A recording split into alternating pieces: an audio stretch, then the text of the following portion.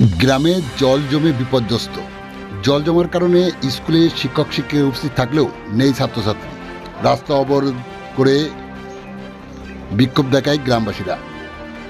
আপনারা দেখছেন সেই সময়কার বিশেষ মুহূর্তের ধারণকৃত ভিডিও চিত্র আজকের স্বপ্নগর পত্রিকার অনলাইনে। এখন শুনুন বিস্তারিত। বসিরহাটের গোটরা পঞ্চায়েতের শর্ষিনা এলাকার ঘটনা।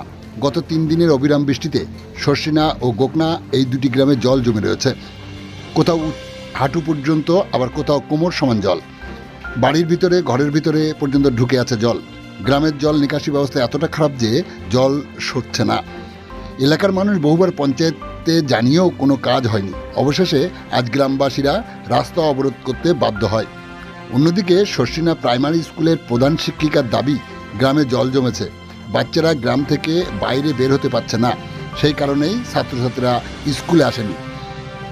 এই ঘটনাকে কেন্দ্র করে বিক্ষোভকারীদের মধ্যে আলমগীর গাজী, তরিকুল সর্দার, স্কুলের ছাত্র সুরজ গাজী, গ্রামবাসীদের মধ্যে রেহেনা বিবি এবং স্কুলের প্রধান শিক্ষিকা ডফরিল চৌধুরী সহ গোটরা পঞ্চায়েতের উপপ্রধান আবু রায়হান কি বললেন শোনাবো আপনাদের। আপনারা দেখছেন সেই সময়কার বিশেষ মুহূর্তে ধারণকৃত ভিডিও চিত্র আজকের স্বপ্নগর পত্রিকার অনলাইনে। সামনে বর্ষাকাল সবেমাত্র শুরু, এর মধ্যেই কোথাও হাঁটু জল, কোথাও কোমর সমান জল। গৃহবন্দী এলাকার পড়ুয়া থেকে শুরু করে মহিলারাও।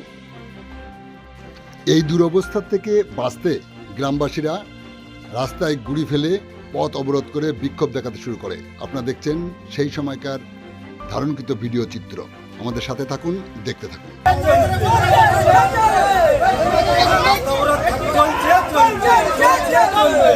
যতক্ষণ জল সরার প্রতি ব্যবস্থা না নেবে ততক্ষণ আমরা রাস্তা অবরোধ করতে বাধ্য রাখবো।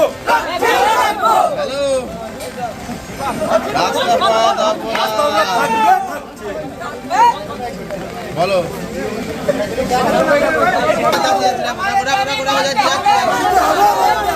আমাদের দাবি মানতে হবে। আমরা বাসপন্থীরা রাস্তা অবরোধ চলছে, চলবে। আমাদের রাস্তা অবরোধ চলছে, চলবে।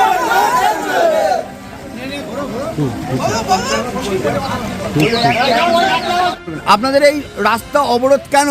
এই জলের জন্য। জলের কি জল সব আমাদের ঘরে উঠে গেছে। হ্যাঁ, আমাদের এই গ্রামটা পুরো জল ঘরে উঠে গেছে। হ্যাঁ, জল এখান থেকে মোটর হচ্ছে না, জল আটকানো আছে পলির মুখে। কোনো হাইড্রেন করা হয়নি। আচ্ছা, 1 বছর আগে লিখিত নিয়ে সামনে বছর করবো, মেম্বার করিনি। মেম্বার কোনো দায়িত্ব নিচ্ছে না, যার কারণে আমরা অবরোধ করতে বাধ্য হয়েছি। আচ্ছা।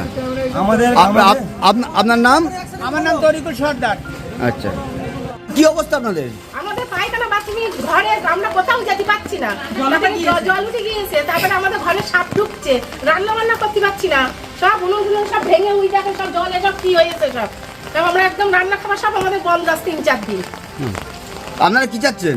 আমরা চাইছি জলটা কিভাবে সারানো যায়, যে সবাই মিলে জলটা কিভাবে সরে, এটাই আমরা চাই। আমরা আর কিছু চাই। আপনারা পঞ্চায়েতে জানিয়েছেন? হ্যাঁ, সব জায়গায় জানিয়েছি। মেম্বার আমাদের কোনো কাজ করতে চাইছে না, প্রধানও তাই। আপনার নাম? আমার নাম রেহেনা বিবি। রাস্তা অবরোধ করেছি। এই রাস্তাটা আজকে না, দীর্ঘদিন ধরে এই রাস্তা জল মানে সরার কোনো লাইন নেই। আমরা আমাদের গোটা গ্রাম পঞ্চায়েতে গিয়েছি, গিয়ে প্রধানের কাছে বলেছি। প্রধান বলেছে আমি কিছু জানি না। তাহলে আমরা ভোটটা কি জন্য দিই? এই জন্য আমরা ভোট দিই। আজকে আমাদের অন্তত 50টা বাড়ি আমরা ডুবে মরে যাচ্ছি, আমরা খেতে পাচ্ছি না, না কিছু করতে পারছি। আমরা তার জন্য রাস্তা অবরোধ করেছি। আমরা সঠিক বিচার চাই। যদি বিচার না হয়, তার রাস্তা এইভাবে অবরোধ থাকবে। আমরা রাস্তা খুলবো না। তার মানে কটা গ্রাম জলে ভর্তি? টোটালি একটা গ্রাম পুরো জলের তলায় আমরা চলে যাচ্ছি পুরো। এটা আজকের থেকে না, এটা দীর্ঘ 5 বছর ধরে আমরা এটা অঞ্চলে লিখিত দিয়েছি। অঞ্চলকে বলেছি, প্রধানকে বলেছি, মেম্বারকে বলেছি, কেউ দায়িত্ব নিচ্ছে না। এটা কোন পঞ্চায়েত? এটা গোট্টা পঞ্চায়েত আমাদের। আর জলটা রয়েছে কত নম্বর বুথ এলাকা? এটা বুথ নাম্বার 7, 7 নম্বর বুথ। 107 নম্বর বুথে। 107 নম্বর বুথ কোনো স্টেপ নিচ্ছে না, কোনো মেম্বার প্রধান কেউ স্টেপ নিচ্ছে না। যে যার মতন ঘুরছে, যে যার মতন পকেট গরম করছে, চলে যাচ্ছে। কোন গ্রাম এখানে জলে মগ্ন? কোন গ্রাম? শর্ষিনা গ্রাম, পুরো শর্ষিনা গ্রামটা পুরো জলে বিশাল বড়। শর্ষিনা আর গোকনা গ্রাম। আপনার নাম? আলমগীর গাজী। দিদিমণি, আজকে আপনার স্কুল দেখছি একদম পুরো ফাঁকা, কোনো ছাত্রছাত্রী নেই, কারণটা কি?